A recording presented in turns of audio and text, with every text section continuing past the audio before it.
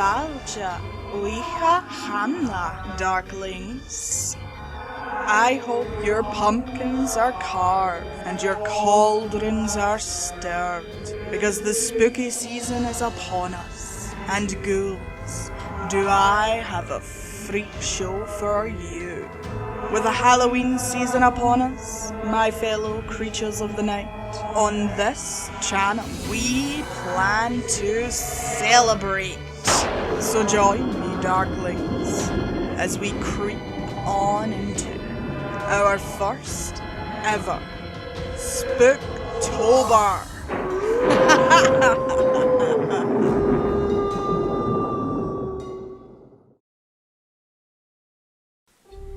Leave the pumpkins alone. I ran my fingers over the imprints on the wooden sign. You're welcome to look, but do not touch. Beyond the sign, huge jack-o'-lanterns littered the wide field. Cool! Johnny walked among the glowing pumpkins, dried leaves and plastic bones crunching underneath his feet. Looks expensive, he commented. I gently placed my basket of treats beneath the sign and cautiously maneuvered my way through the hundreds of pumpkins. They were the only sources of light, basking the ground in an eerie shade of orange.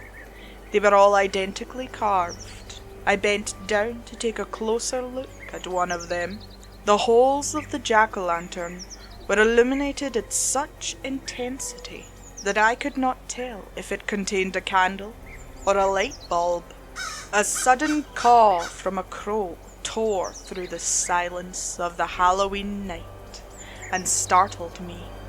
I hopped away from the lantern, shuddering at the cold draft that spontaneously blew by.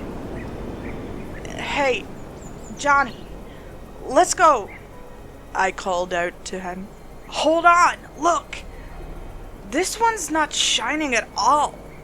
Johnny was holding a carved pumpkin with both of his hands. He lifted it above his head and squinted. I think I can fit in this one. Don't be an idiot. We weren't even supposed to touch the... Johnny had already put his head into the pumpkin. I'm the pumpkin devil! I'll carve your head and make you mine forever! He spoke in a deep voice, grinning through the pumpkin. Stop it, I cringed. Maybe I should keep this on until we get home. What do you think? He giggled. He launched a playful kick at the jack-o'-lantern beside his feet.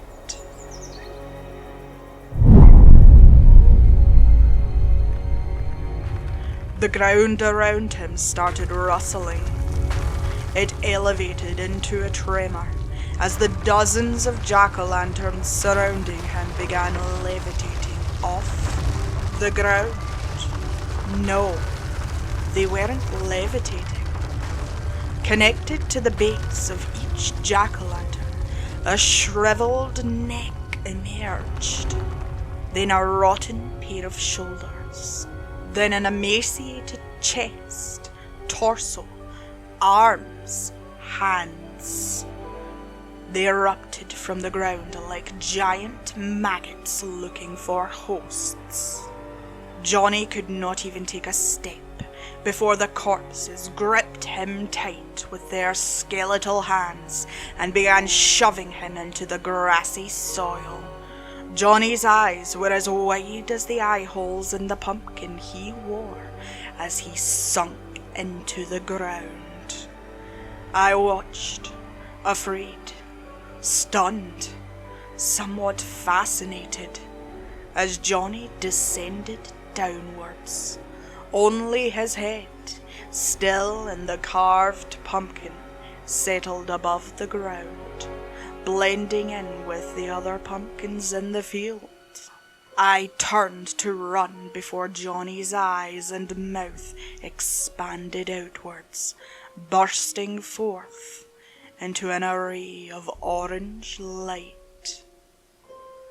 The field was a little brighter, with a new jack-o'-lantern amongst them.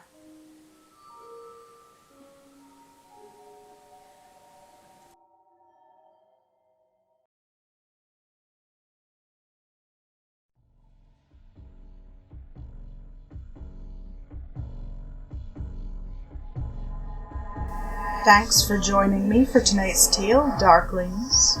I am GoblinPrincessKyo, and if you enjoyed our encounter, then subscribe for more accounts and tales from the darker side of life. Ah, the broom fell. Company is coming. Sweet dreams. Meet you back at midnight.